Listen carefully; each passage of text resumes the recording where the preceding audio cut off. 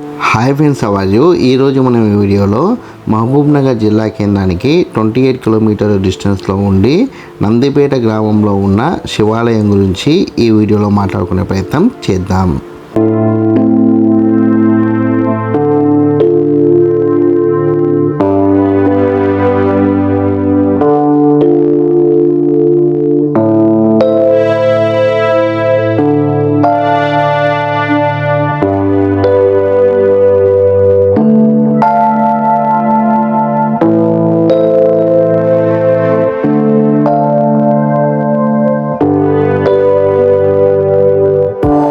ఇప్పుడు మీరు వీడియోలో చూస్తున్న కొండ నందిపేట గ్రామంలో ఉంది.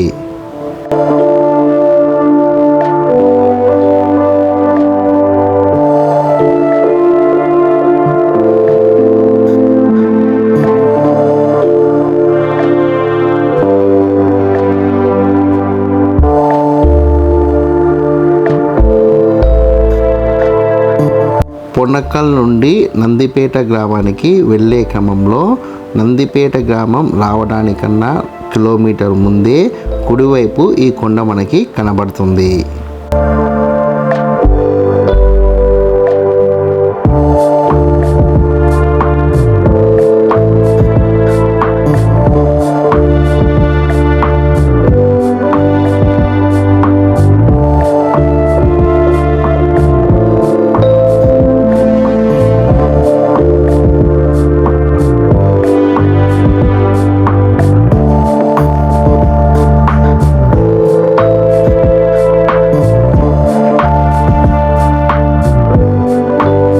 ఈ కొండపైన శివాలయంతో పాటు ఆంజనేయ స్వామి వారి విగ్రహం కూడా ఉంది. వాటిని వెళ్ళి చూసి దర్శించుకునే ప్రయత్నం చేద్దాం.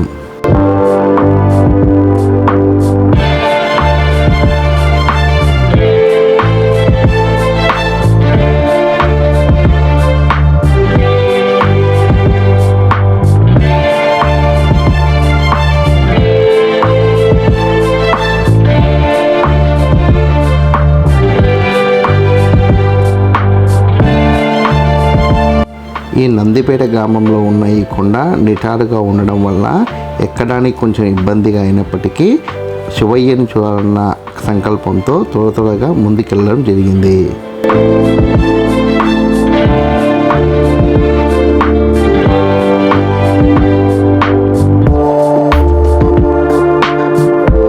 మనకి ఇప్పుడు వీడియోలో కనిపిస్తున్న చిన్న ఆలయమే ఈ కొండపైన ఉన్న శివాలయం.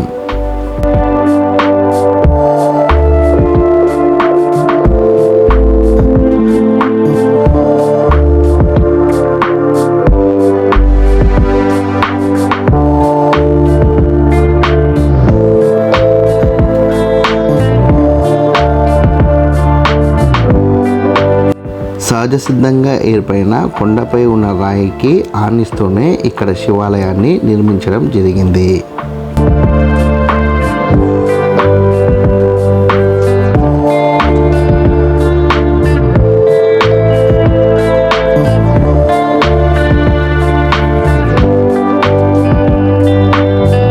నిజ జీవితంలో మనకు కనిపించే ఆలయ నిర్మాణ శైలిలో కాకుండా చిన్న గది లాంటి నిర్మాణం ద్వారా ఈ శివాలయాన్ని నిర్మించారు.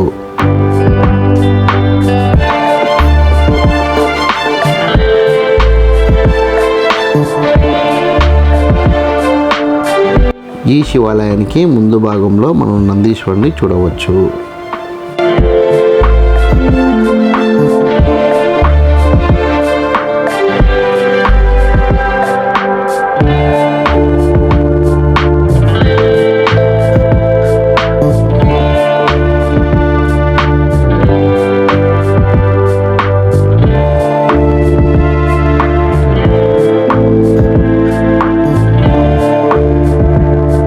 ఈ శివాలయంలోనికి వెళ్ళి శివయ్యని దర్శించుకోవడంతో పాటు నమస్కరించడం జరిగింది.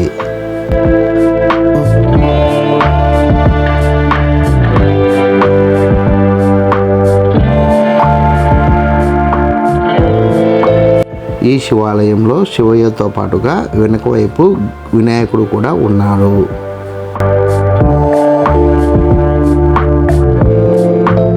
నందిపేట శివాలయం ఉన్న కొండ ప్రాంతం నుంచి చుట్టూ ఉన్న ప్రాంతాన్ని చూస్తే మనకు చుట్టూ ఉన్న కొండలు మనకు కనబడుతున్నాయి.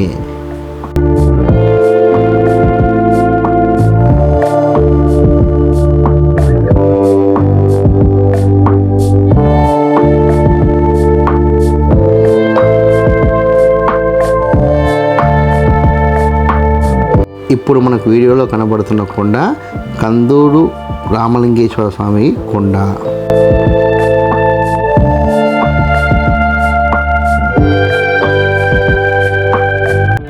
ఈ ఆలయానికి బయట వైపు ఆంజనేయ స్వామి వారి విగ్రహం కూడా ఉంది.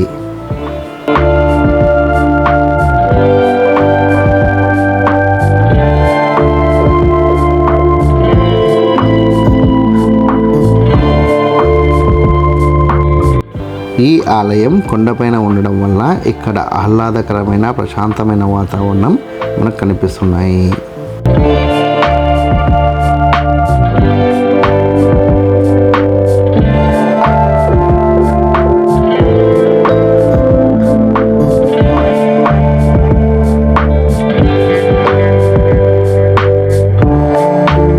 ఈ ఆహ్లాదకరమైన వాతావరణాన్ని ఆస్వాదించడానికి నేను ఆలయానికి వెనుక వైపు వెళ్ళడం జరిగింది.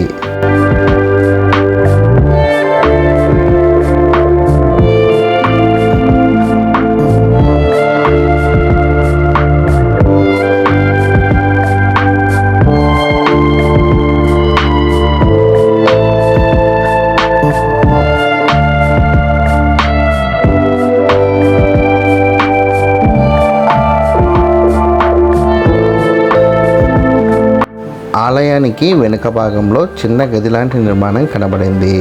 ఆ నిర్మాణానికి నిలువు నామాలు ఉన్నాయి.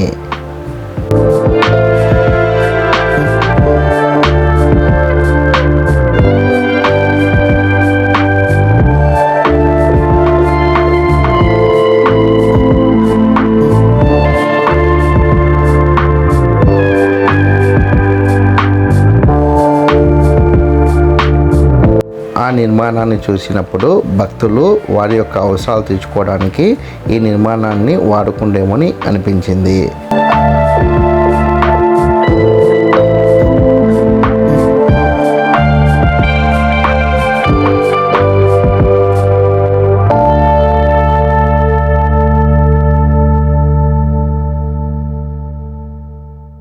కానీ చుట్టుపక్కల ప్రాంతాన్ని నేను పరిశీలించినప్పుడు అక్కడ మరికొన్ని ఇలాంటి నిర్మాణాలు కనబడ్డాయి. అందులో కొన్ని నిర్మాణాలు స్వల్పంగా ధ్వంసమైనాయి.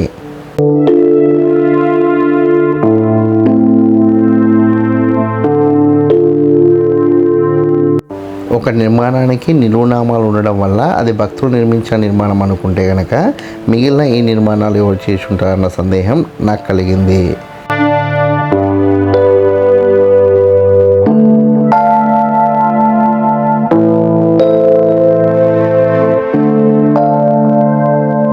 అంతేకాకుండా ఈ నిర్మాణాలకు సంబంధించి ఈ నిర్మాణాన్ని ఎక్కడో చూసినట్టు నాకు అనిపించింది.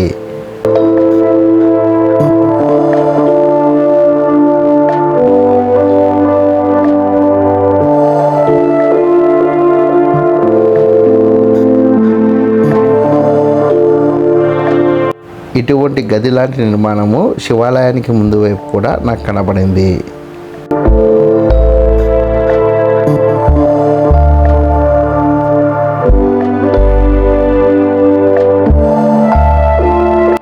ఆలయానికి చుట్టుపక్కల ప్రాంతాల్లో ఇటువంటి నిర్మాణాలు మరిన్ని మనం చూడవచ్చు.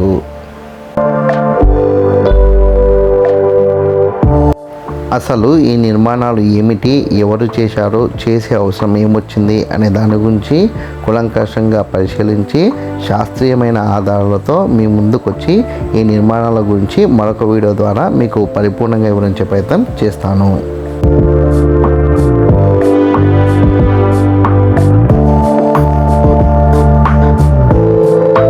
ఈ వీడియో కనుక మీకు నచ్చినట్లయితే లైక్ చేయండి, కామెంట్ చేయండి, షేర్ చేయండి. ఛానల్ని మటుకు ఖచ్చితంగా సబ్స్క్రైబ్ చేసుకోండి. జై హింద్, వందే మాతరం.